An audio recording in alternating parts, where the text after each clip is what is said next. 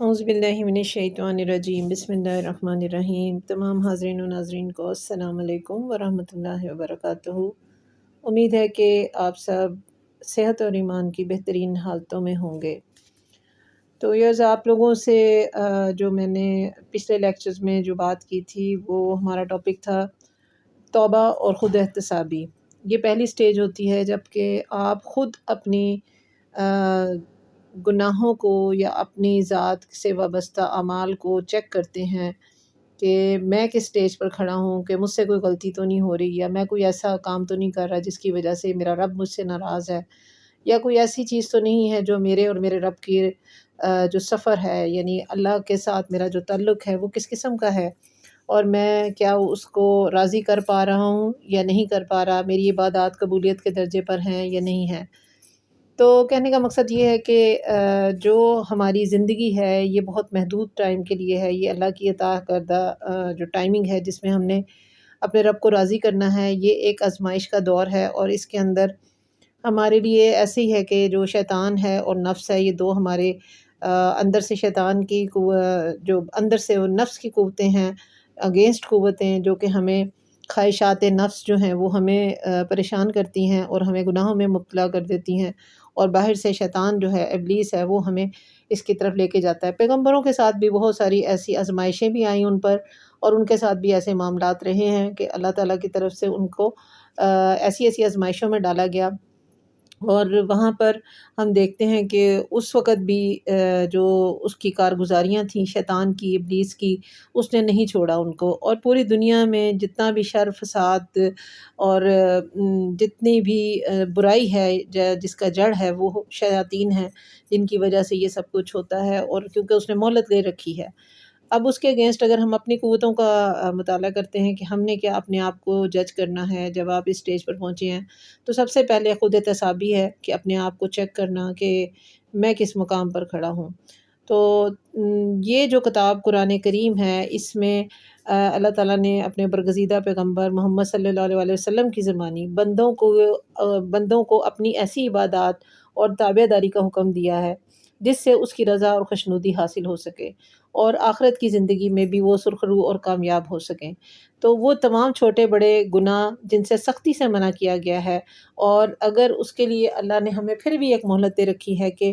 اگر تم توبہ کر لیتے ہو تو میرا رب جو ہے وہ ان کے لیے رحمت اور برکتیں اور ان کے لیے آسانیاں پیدا کرے گا، لیکن اگر تم توبہ نہیں کرتے، اور توبہ کا بھی ایک ٹائم ہے، ڈیتھ بیڈ پہ توبہ قبول نہیں ہوتی،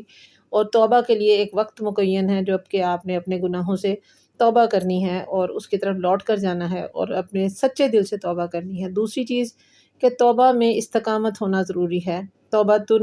نسو کی ضرورت ہے، یعنی کہ جو توبہ آپ نے کی ہے تو اس پر قائم رہنے کی ضرورت ہے، کہ جو آپ نے جس گناہ سے بھی توبہ کر لی ہے تو وہ دوبارہ آپ نہ کریں، اور اس کے اندر اللہ تعالیٰ سے یہ طلب کریں کہ مالک ہم مجھے اس میں استقامت دے میری توبہ پر۔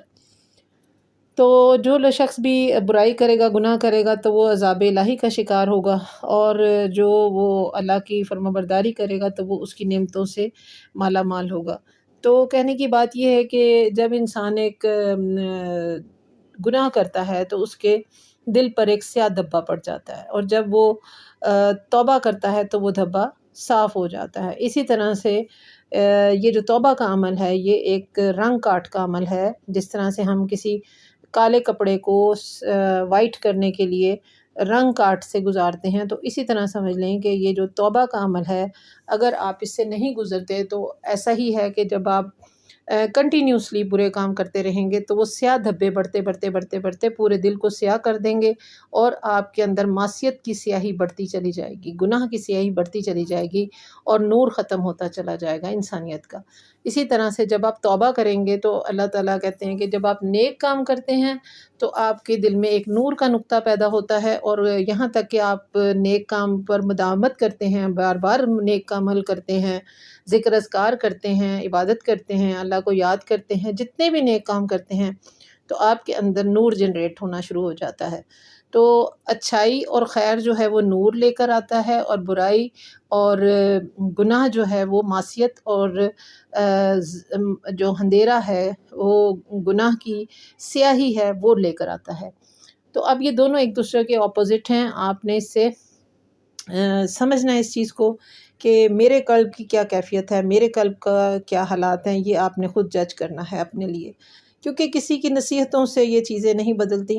آپ کو خود جب تک نہ آپ جج کریں، ٹھیک ہے، ڈاکٹر ایک آپ کو دوائی دے سکتا ہے، لیکن دوائی کھانی بھی آپ نے ہے، ہضم بھی آپ نے کرنی ہے، تو کوشش بھی آپ نے کرنی ہے۔ اور جب تک ہر انسان اپنے اعمال کا خود جواب دہ ہے، کوئی بہن بھائی ماں باپ بیوی کوئی بھی آپ کے اعمال کا جواب دہ نہیں ہوگا، آپ خود اس کے ذمہ دار ہیں۔ اچھا، اس کے بعد پھر آ جاتی ہے بات کہ اپنے اعضاء کی، اپنے وجود کی حفاظت کرنا۔ اس کے اندر خیانتیں ہیں، وہ نیتوں کی خیانت، وہ سوچ کی خیانت، وہ آپ کے تخیل کی خیانت، جو کہ آپ سمجھتے ہیں کہ شاید یہ میرے اندر چل رہا ہے، یہ اللہ کو تو نہیں پتہ، لیکن اللہ کہتا ہے کہ اس کے دلوں میں گزرنے والے ایک ہلکے سے خیال کو بھی وہ جانتا ہے۔ تو آپ یہ بے فکر ہو جائیں، ایسا کچھ نہیں ہے، آپ کی ایک ایک جو جنبش خیال ہے وہ بھی اللہ تعالیٰ جانتا ہے کہ آپ کے اندر کیا چل رہا ہے۔ اور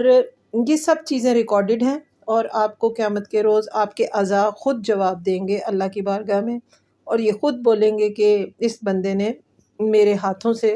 یہ کام کیا۔ آنکھیں بولیں گی کہ اس نے مجھے اس لیے استعمال کیا، اور ہاتھ بولیں گے میرے اس لیے استعمال کیا، ٹانگیں بولیں گی، پاؤں بولیں گے، آپ کے اعضاء خود آپ کے خلاف بولیں گے۔ تو یہ جو ہمارا آخرت کا تصور ہے وہ مضبوط کرتا ہے آپ کے لیے دنیاوی اعمال کی زندگی کا راستہ متعین کرتا ہے کہ آپ نے کس طرف جانا ہے، آپ نے کون سا ڈیسٹینیشن اپنے لیے مقرر کرنی ہے، کیا وہ اللہ کی رضامندی، آقا صلی اللہ علیہ وسلم کا بتایا ہوا راستہ ہے، یا پھر شیطان کا بتایا ہوا راستہ ہے، یا پھر آپ اس کی معصیت کے راستے میں جانا چاہتے ہیں، گناہ کے راستے پہ جانا چاہتے ہیں، یا پھر آپ خیر یا اچھائی کے راستے پہ چلنا چاہتے ہیں۔ اب جس وقت آپ یہ تعین کر لیتے ہیں، ایک چھوٹی سی مثال میں آپ کو دوں کہ یہ جو ہم صرف سمجھتے ہیں کہ شاید زنا جو ہے بالفرض، اور جو بہت عام ہو چکا ہے اس وقت، تو آپ سمجھتے ہیں کہ یہ صرف جو ہے وہ فزیکلی ہوگا، ایسا نہیں ہے۔ آپ کی آنکھیں بھی زنا میں مبتلا ہوتی ہیں، آپ کے جو کان ہے، سماعت ہے آپ کی، وہ بھی زنا میں مبتلا ہو جاتی ہے۔ وہ کس طرح ہوتی ہے؟ جو کہ آج کل کے فتنے یہ جو ہمارے ہاتھوں میں ہے، تو یہ جو ہم وقت ضائع کرتے ہیں، برائی کو دیکھتے ہیں، اور اس کی وجہ سے ہمارے جو اندر وہ گناہ کی لذت پیدا ہوتی ہے، وہ رغبت پیدا ہوتی ہے، وہ کسی وقت جا کر ہمیں ٹریپ کر لیتی ہے، اور ہم اپنی خواہش نفس کے آگے اور شیطان کے جو ہتھ کنڈے ہیں، ہم اس کے آگے بالکل ٹریپ ہو جاتے ہیں، بالکل ٹریپ ہو جاتے ہیں۔